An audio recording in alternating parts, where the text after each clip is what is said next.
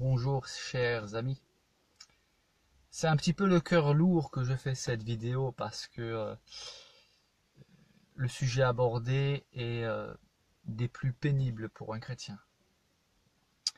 Il y a une vidéo que j'ai vue et que je viens de revoir et je viens de prendre des notes à l'instant d'un personnage qui reste anonyme et qui a fait une vidéo qui est carrément outrancière. Et il n'accepterait pas d'ailleurs que quiconque fasse une vidéo du même genre pour attaquer son livre saint. Alors dès le début de la vidéo, il demande aux personnes qui regardent la vidéo que si elles sont trop sensibles, alors qu'il faut qu'elles coupent la vidéo. Donc on s'attend à quelque chose de vraiment terrible. Le thème de sa vidéo, c'est la Bible, un livre pornographique. C'est dire, rien que dans le titre. En fait, quand on regarde toutes ces vidéos, mais je ne ferai pas de la pub pour ces vidéos, mais néanmoins, moi, je suis ces vidéos, on sent que ce personnage est animé du désir ardent et compulsif de vouloir réduire à néant la Bible. Avec un titre pareil, la Bible, un livre pornographique.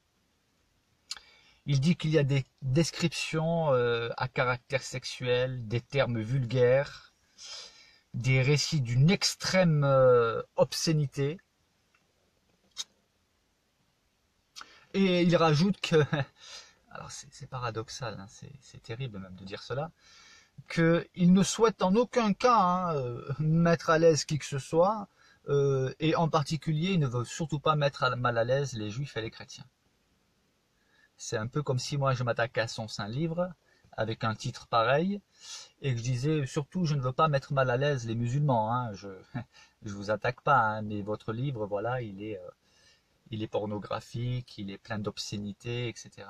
Bon. Alors j'aimerais quand même dire quelque chose à ce point, c'est que je ne défends jamais ma foi, je l'ai dit, je le redis et je le redirai encore, en attaquant la foi des autres. Ça serait facile en faisant des recherches sur Google, etc. Je pourrais le faire, mais je ne le ferai pas parce que ce n'est pas mon mode de fonctionnement. La tentation pourrait paraître être grande de le faire, mais je ne le ferai pas parce que c'est pas comme ça que je conçois l'apologétique. Cependant, j'aimerais annoncer quand même que moi je ne le fais pas pour deux raisons. Déjà parce que ce n'est pas mon mode de fonctionnement, mais en plus de ça, je ne suis pas un spécialiste ni du Coran ni de l'islam. D'accord ? Par contre, j'aimerais annoncer que dans quelque temps, un temps qui est prévu par Dieu, va surgir un personnage qui connaît très très bien le Coran, très très bien les hadiths, qui parle très très bien l'arabe littéraire et qui lui pourra se permettre de parler à la fois de la Bible qu'il connaît très bien et du Coran qu'il connaît très très bien. Lui, il pourra se permettre de dire des choses que moi je ne me permettrai pas de dire parce que on pourrait me dire, et à juste titre d'ailleurs, mais toi tu ne connais rien au Coran. Donc lui, ce personnage, pour l'instant mystérieux, mais quand il arrivera, vous verrez, ça sera un tsunami. Bonjour Larbi. Oui, je vais bien. Et justement, là, j'aborde un sujet qui est relativement blessant, notamment quelqu'un qui a sorti une vidéo sur la Bible en disant que la Bible est un livre pornographique. Donc, je disais que bientôt va surgir un personnage qui, lui, pourra parler des deux livres. Mais bon, moi, par contre, je n'attaquerai pas, je ne défendrai pas la Bible en attaquant le Coran. Néanmoins, cette personne-là dit surtout, je ne veux pas blesser les juifs et les chrétiens. Oui, en leur disant que leur Bible, leur livre saint est un livre pornographique, c'est vrai que ça ne va pas les blesser, ça ne va pas... Cependant, j'aimerais tout de suite dire les choses au début, même si nous, les chrétiens, ça nous blesse, on n'est pas du genre à aller prendre des kalachnikovs ou des couteaux et aller faire la guerre. Non, nous, on fait la guerre à genoux, en priant. Et la conclusion d'ailleurs que je vais apporter à cette vidéo j'espère qu'elle donnera à réfléchir à l'auteur de cette vidéo qu'il qualifie où il qualifie la Bible de livre pornographique. Alors j'ai pris des notes, vu que j'avais pas beaucoup de place, j'ai fait des abrégés. Alors il dit que les Bibles, alors déjà quand j'entends les Bibles, il aurait dû préciser les différentes traductions bibliques parce qu'il n'y a pas 36 millions de Bibles. Il y a plusieurs traductions de la Bible, hein, mais sinon il y a 3 catégories de Bible. Il y a les Bibles catholiques, dans lesquelles sont inclus des livres qu'on appelle deutérocanoniques, qui sont en fait des livres apocryphes, que même les catholiques ne reconnaissent pas comme canoniques, mais ils ont estimé que rajouter ces livres pouvait apporter quelques éléments intéressants sur le plan historique. Hein. Il y a ensuite la Bible des témoins de Jéhovah, mais les témoins de Jéhovah, j'aimerais le dire, ne sont pas des chrétiens, parce qu'ils renient le salut par la foi en Jésus-Christ. Pour eux, Jésus-Christ n'est pas Dieu venu parmi nous, donc ils ne sont pas chrétiens. Donc ça, il faut aussi le savoir. Et il y a les Bibles protestantes, donc il y a, voilà, enfin, les traductions, hein, les traductions protestantes.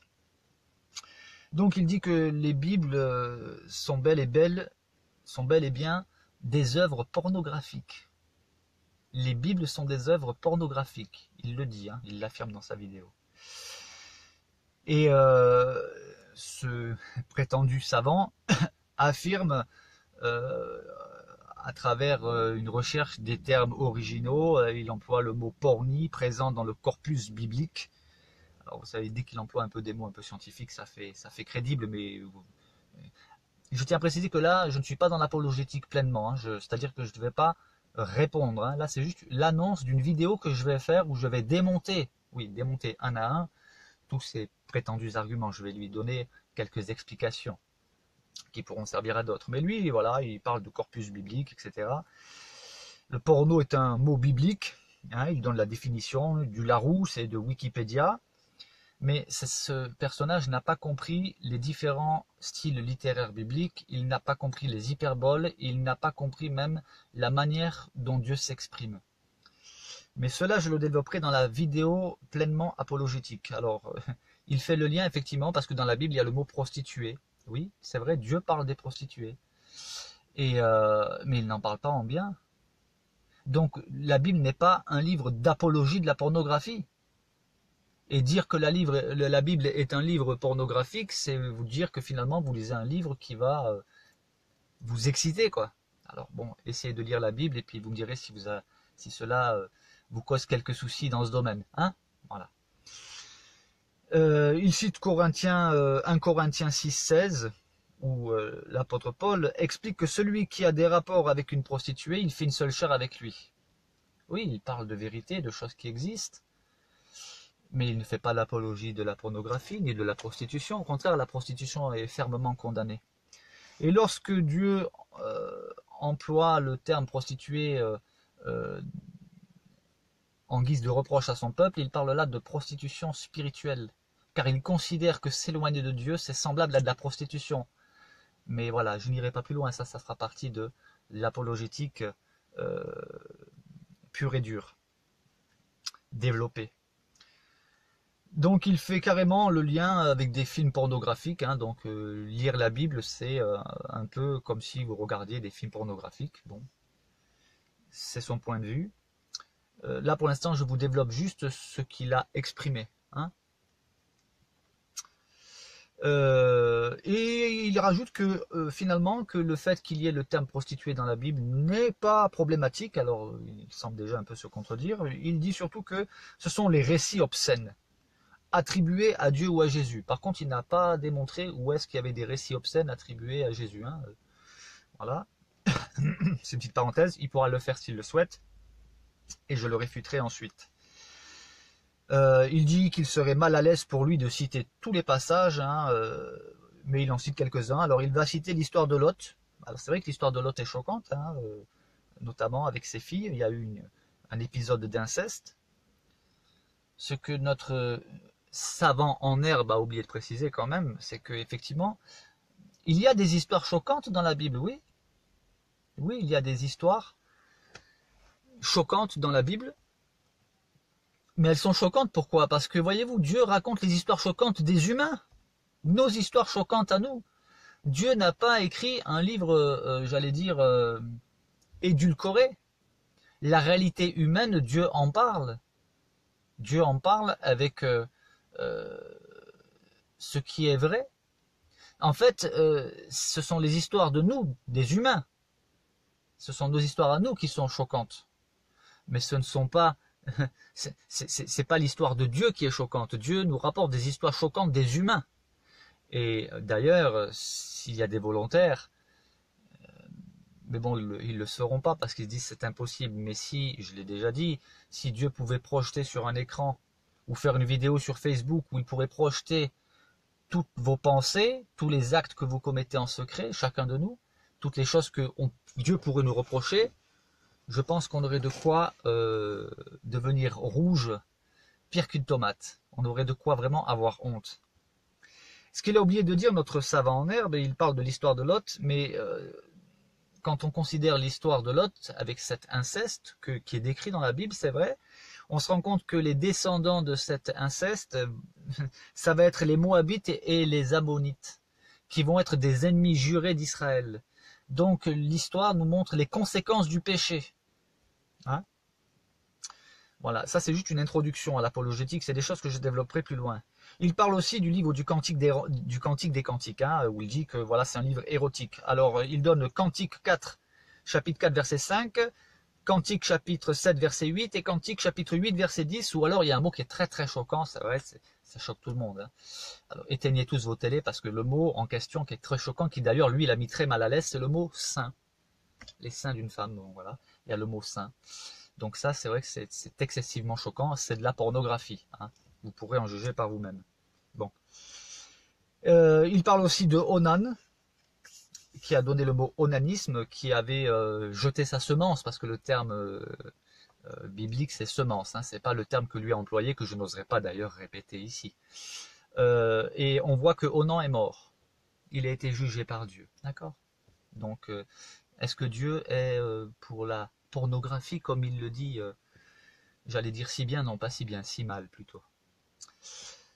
Et il choisit aussi les traductions qu'il arrange, et il va comparer plusieurs traductions, mais il n'est pas allé dans le texte original. Ça serait bien déjà qu'il étudie peut-être l'hébreu et le grec, ou même qu'il ait, comme moi, un logiciel biblique qui va lui permettre d'avoir accès directement aux mots originaux. Alors il va le développer, Ézéchiel 23, les versets 1 à 21, où il est parlé effectivement du mot prostituée. Voilà, ça c'est un mot choquant, qui lui l'a mis très mal à l'aise, manifestement. Hein, alors. Et c'est dans ce chapitre d'Ézéchiel où Dieu reproche à son peuple d'agir comme le ferait une prostituée, c'est-à-dire dans le sens spirituel. Car, je le répète, Dieu considère que s'éloigner de lui, se tourner vers des idoles, c'est de la prostitution spirituelle. Voilà. Mais là encore, je le développerai lorsque je ferai la vidéo précise, en traitant point par point avec précision. Aujourd'hui, c'est juste on pourrait dire une bande-annonce de la vidéo que je diffuserai. Et enfin, pour terminer, et c'est là que vraiment j'aimerais attirer l'attention, non seulement de cette personne, parce que de toute façon, je sais que cette personne suit mes vidéos. Pour l'instant, cette personne ne s'est pas encore manifestée. Et si d'ailleurs elle se manifeste, il n'y a pas de souci, j'ai préparé déjà une bonne mise en place. Hein, donc, remise en place même. Mais voilà. Il a oublié une chose, notre personnage là, qui a osé dire que la Bible est un livre pornographique. Il a oublié une chose, c'est que l'auteur du livre biblique, c'est Dieu. Et voyez-vous, il y a une chose que Dieu il y a bien une chose que Dieu n'apprécie pas du tout, hein, qu'il n'aime vraiment pas, c'est tout ce qui est à connotation sexuelle, où on le montre du doigt. Alors, il y en a qui vont me dire, oui, mais c'est paradoxal, puisque dans la Bible, il y a des termes prostitution, il y a des histoires choquantes, oui, mais ce n'est pas des histoires choquantes de Dieu, ce sont des histoires choquantes des humains, que des humains ont pratiquées, et que Dieu dénonce, et que Dieu punit. D'accord? Mais dire que Dieu a écrit un livre pornographique, alors là, cher personnage, vous devriez vraiment réfléchir, parce que quand Dieu dit stop, c'est stop. Et là, je peux vous dire que vous êtes en danger. Alors, ce n'est pas une menace que moi j'envoie, non, c'est Dieu lui-même. C'est Dieu lui-même qui, dans sa parole, exprime clairement qu'il rend la justice tôt ou tard, et dans certaines situations, c'est relativement tôt. Donc là, je vous appelle sérieusement à la repentance. Si vous voulez traiter des histoires choquantes, faites-le intelligemment. Mais là, vous êtes allé trop loin. Voilà. Je ne sais pas si vous serez sensible à cet avertissement, mais je vous encourage à être vraiment très attentif à cela. D'autant que l'auteur de cette vidéo abjecte, il faut le dire, elle est abjecte. Il conclut en affirmant à nouveau que donc il en rajoute une couche. La Bible est un livre pornographique. Et il dit comment Dieu pourrait-il parler de telles choses? Oui, Dieu appelle les choses par leur nom, mais pas comme vous l'avez décrit dans votre abjecte vidéo. Il est décrit avec des mots qui sont plus tempérés. D'accord? Et vous avez spécialement choisi certaines traductions qui vous arrangeaient. Mais voilà. Donc je vous annonce que je vais m'occuper personnellement de votre vidéo, la reprendre point par point. Et vous pourrez, vous et les auditeurs, juger par vous-même de la pertinence ou non de ce que je développerai. Merci à toi Jean-Emmanuel. Oui, tu écris que si ce Gugus se prétend musulman, c'est bien triste parce que la législation dans l'islam parle clairement de ces choses et Dieu n'a pas honte de dire la vérité. Merci pour ton intervention Jean-Emmanuel. Je pense que toi tu as deviné de qui je parlais. Voilà, on attendra ces interventions, mais là je tenais justement à faire cette vidéo annonciatrice d'une vidéo qui sera elle beaucoup plus détaillée, précise et avec des explications qui tiennent compte du contexte. Parce que là encore, on en revient toujours à cette histoire de contexte. Notre savant en herbe, notre prétendu savant, ne tient pas compte non seulement du contexte, ni du style littéraire, ni des jugements de Dieu qui ont été manifestés par Dieu lui-même à l'intention des personnes qui ont commis des choses que vous qualifiez de pornographiques. Alors comment est-ce qu'on peut sortir une vidéo pareille?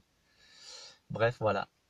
Alors, je vous souhaite une bonne fin de journée, que Dieu vous bénisse et j'espère de tout cœur que cette personne va se remettre en question, qu'elle va peut-être réfléchir qu'il y a des limites qu'il ne faut pas dépasser. Hein? Voilà, au plaisir.